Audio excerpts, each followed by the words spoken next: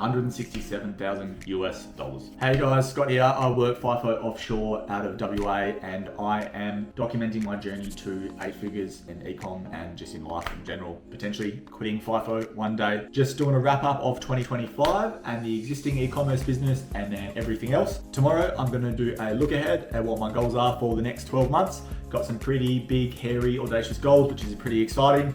Also scared fucking shitless, but that's what life's about. You're spending time with family, having a crack, and just being the best person you can be overall. So let's get into it. The wrap up for my existing e-commerce business is, drumroll, at a top line revenue, $841,000 US.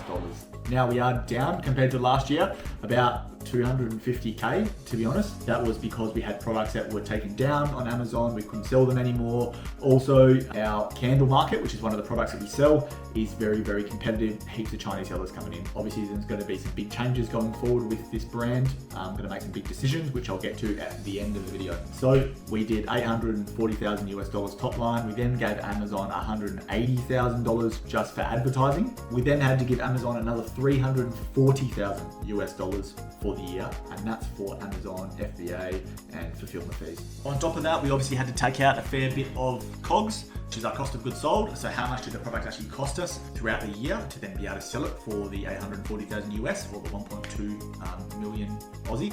And that was around $170,000 US. Being completely honest, as you can see, Amazon takes a heat. Obviously, we've got cost of the product. So when we talk, or when you hear people talk on the internet about, well, I turned over $1 million this year, or I turned over $2 million this year in revenue, you know, a lot of the time they're not being honest on how much they actually made in profit. And that's one thing I said along the way, that I would always give you that bottom line.